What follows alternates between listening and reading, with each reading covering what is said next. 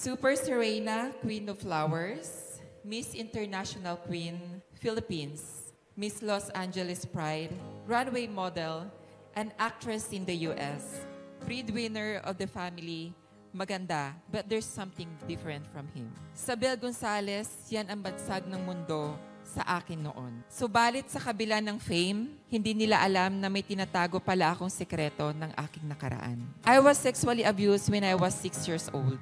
Lumaki ako na walang kalinga ng tatay. Ang nag-aruga sa akin ay aking lola. Sometimes I used to live with my mom, but I don't have a good experience with her because of the physical and verbal abuse. Growing up, mahirap isipin na bakit mayroon akong ganitong sitwasyon. Kung bakit ako binigyan ng ganitong buhay. Family broken, salat sa pangangailangan, binubugbog, binubuli, sa school, rejection, at walang pagmamahal sa loob ng tahanan. Kaya naghanap ako ng pagmamahal at doon nagumpisa ang aking journey na namuhay bilang isang transgender woman upang hanapin ang pagmamahal na ninanais ko. I also experienced the same-sex marriage in the USA and having a partner for almost 3 years.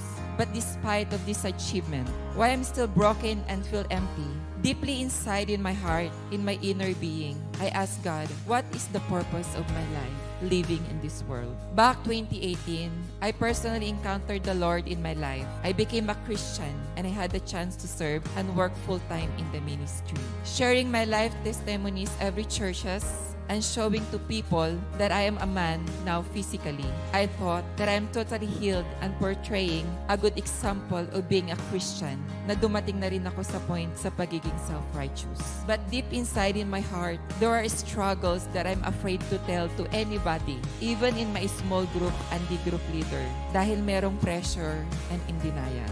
Because I don't know kung maintindihan nila ako or I will get judged and be discriminated inside the church. Until one day, I left the church and I started to live again on my own. 3 years pa ako ulit na bumalik sa dati kong pamumuhay. At napakahirap po yun na wala akong malapitan at mapuntahan na uunawa sa akin. But the time, nakilala ko po doon si Pastor Ronnie at doon po ako sa kanya humihingi ng mga advices kung paano niya napagtatanggpayan yung pamumuhay niya at kung paano siya nagpapatuloy sa relasyon niya sa Panginoon. But praise God, last 2023, dinala muli ako ni Lord sa Back to the Garden Retreat kung saan isa sa mga member ng Living Free Ministry in CCF Church ang nag-invite sa akin. Because of the Living Free Ministry, I found a new family to grow in my faith who can understand and relate to what I'm going through, especially sa may mga katulad ko na struggle sa same-sex attraction. Muli akong kinatagpo ni Lord sa retreat at pinaalala at pinaramdam niya sa akin ang kanyang pagmamahal with no condemnation but with only unconditional love and compassion and truth. On that day, I recommitted again to Jesus Christ as my Lord and Savior. Hebrews 13:8 says, Jesus Christ is the same yesterday, today, and forever. It's not easy journey, but I praise God dahil binigyan niya ako ng church who can accept me despite of my struggles and physical appearance. He also gave me a D group leader and a mentor who's guiding me and leading me to God, which is isa siyang straight na lalaki. At doon ko naramdaman ang pagkakaroon ng brotherhood and there's a healing. Ngayon, ginagamit na ako ng Panginoon to have compassion and minister the LGBT people through online discipleship group, leading them to God, to guide them in their journey, and to start a new life and identity through Jesus Christ. By God's grace, 1 year na po ang aming discipleship. Now, I am secured with my identity and embracing my true and real gender as a man of God. At isa po sa tumutulong sa akin para ma-overcome yung trauma ko from my childhood, kasama ko po ang aking pamilya. God is transforming me to the person that He wants me to be.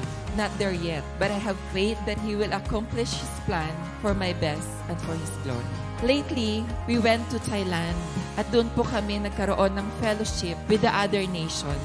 Napakaganda po masaksihan na hindi lamang po kumikilos ang Panginoon dito sa Pilipinas, but in every nations. Nakilala po namin ang kwento ng iba't ibang nasyon na kung saan binabago po sila ng Panginoon. At isa po sa mga pinakamaraming delegates ay ang mga Chinese. At dahil po doon sa kanilang mga life story na binago ng Panginoon, we are empowered to move forward at to continue na iparating sa mundo na wala pong imposible sa Panginoon. To me, the new meaning of LGBT is love God, believe, and transform. This is my mission, to serve God, to honor God, and to be Christ-committed follower who will make a Christ-committed follower. Only by His grace, I am restored and identified as a son of God. To God be the glory po.